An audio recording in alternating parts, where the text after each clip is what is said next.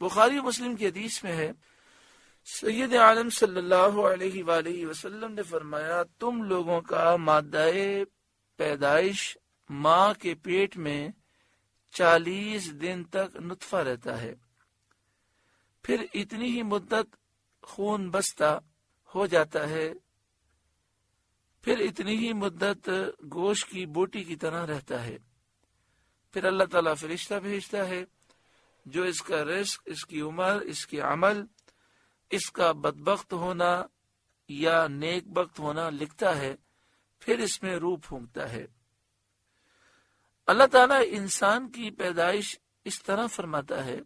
اور اس کو ایک حال سے دوسرے حال کی طرف منتقل کرتا ہے۔ یہ کیوں بیان فرمایا گیا؟ لِنُبَيِّنَ لَكُمْ، تاکہ ہم تمہارے لیے اپنی نشانیاں ظاہر فرمائیں اور تم اللہ تعالیٰ کی قدرت اور حکمت کے کمال کو سمجھو،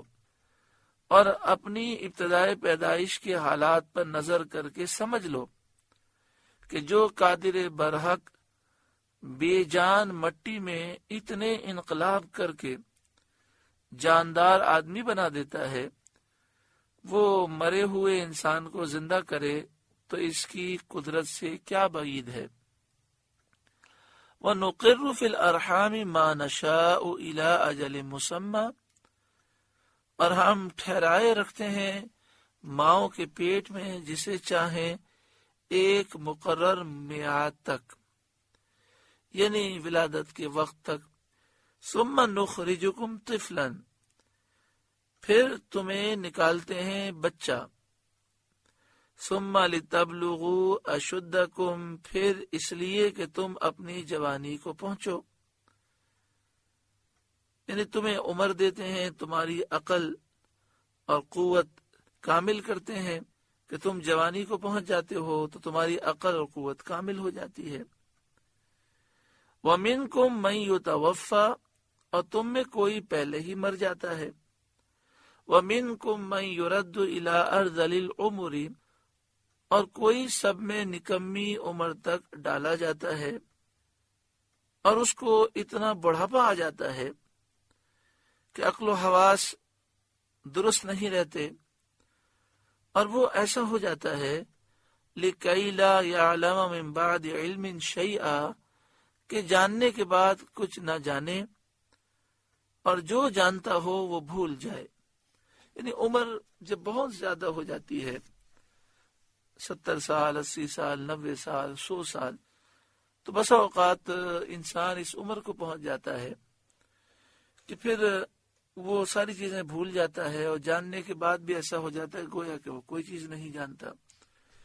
حضرت اکرمہ رضی اللہ تعالیٰ عنہ نے فرمایا، جو قرآن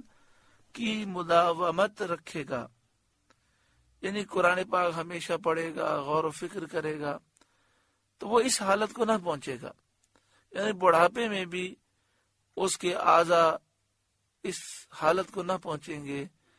وہ جو جانتا ہے اس کے علم میں مزید اضافہ ہوگا اور اس کیفیت تک وہ نہ پہنچے گا۔ اس کے بعد اللہ تعالیٰ بعث یعنی مرنے کے بعد اٹھنے پر دوسری دلیل ارشاد فرماتا ہے، وَتَرَى الْأَرْضَ حَامِدَةً، اور تو زمین کو دیکھے مرجھائی ہوئی، خشک بے گیا، یعنی وہ خشک ہوتی ہے زمین، اس پر کوئی سرسبزی اور شادابی نہیں ہوتی۔ فَإِذَا أَنزَلْنَا عَلَيْهَا الْمَاءَ اهْتَزَّتْ، پھر جب ہم نے اس پر پانی اتارا تر و تازہ ہوئی، وَرَبَتْ، اور ابھر آئی، وَأَنبَتَتْ مِن كُلِّ زَوْجٍ بَهِيجٍ، اور ہر رونق دار جوڑا اگا لائی، ہر قسم کا خوشنما سبزہ اگا۔ یہ دلیلیں بیان فرمانے کے بعد اب نتیجہ بیان فرمایا جاتا ہے۔ ذالک بأن اللہ هو الحق، یہ اس لیے ہے کہ اللہ ہی حق ہے،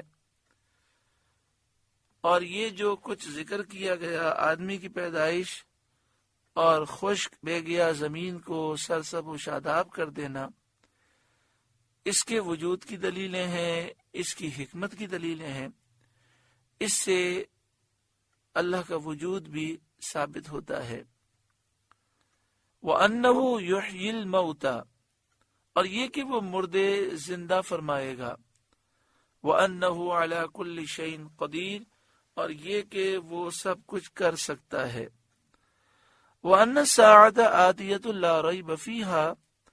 اور اس لیے کہ قیامت آنے والی ہے، اس میں کچھ شک نہیں، وَأَنَّ اللَّهَ يَبْعَثُ مَن فِي الْقُبُورِ، اور یہ کہ اللہ اٹھائے گا انہیں جو قبروں میں ہیں، وَمِنَ النَّاسِ مَن يُجَادِلُ فِي اللَّهِ بِغَيْرِ عِلْمٍ، اور کوئی آدمی وہ ہے کہ اللہ کے بارے میں یوں جھگڑتا ہے کہ نہ تو علم ہے، وَلَا هُدًى، نہ کوئی دلیل ہے، وَلَا کتاب منیر، اور نہ کوئی روشن نوشتہ کوئی کتاب، یعنی کوئی آدمی وہ ہے جو اللہ کے بارے میں جھگڑتا ہے بغیر علم کے، بغیر دلیل کے، بغیر روشن کتاب کے۔ شان نزول کی آیت ابو جہل وغیرہ ایک جماعت کفار کے بارے میں نازل ہوئی جو اللہ تعالی کی صفات میں جھگڑا کرتے تھے اور اس کی طرف ایسے اوصاف کی نسبت کرتے تھے جو اللہ کی شان کے لائق نہیں۔ اس آیت میں بتایا گیا کہ آدمی کو کوئی بات بغیر علم کے، بغیر سند و دلیل کے نہیں کہنی چاہیے، خاص کر جب اللہ تعالیٰ کی شان کے بارے میں بات ہو، محبوب کریم صلی اللہ علیہ وآلہ وسلم کے بارے میں کوئی بات ہو تو انسان کو بہت احتیاط کرنی چاہیے، اور جو اس طرح بغیر دلیل کے، بغیر علم کی بات کرتا ہے وہ اکثر کفر بک دیتا ہے،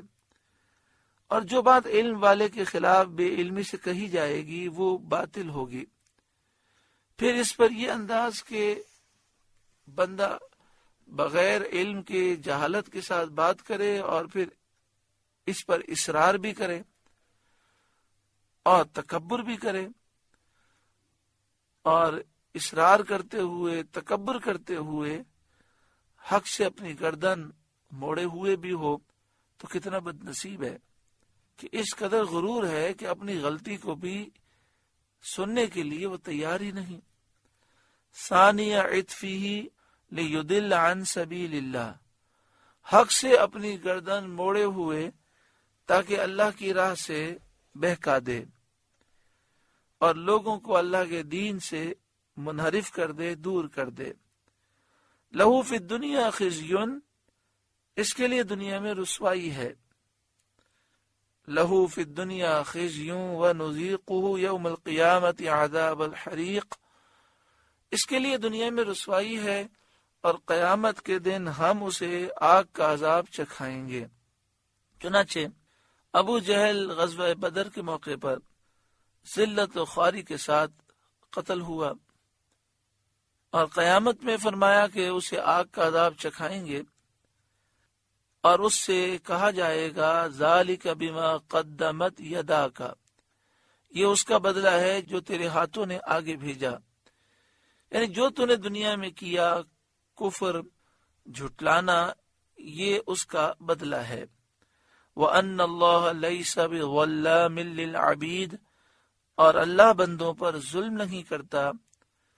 کسی کو بغیر جرم کے نہیں پکڑتا، سزا نہیں دیتا۔ تو کافروں کو سزا دی جائے گی اس لیے کہ انہوں نے ظلم کیا، گناہ کیا، جرم کیا۔ اگر آخرت کی سزا سے بچنا ہے، سچی پکی توبہ کرو، ایمان لاؤ اور پاکیزہ زندگی گزارو۔ سورہ حج کا پہلا رکوع مکمل ہوا۔ اللہ تعالیٰ اس رکوع کے نور سے ہمارے قلوب کو روشن فرمائے۔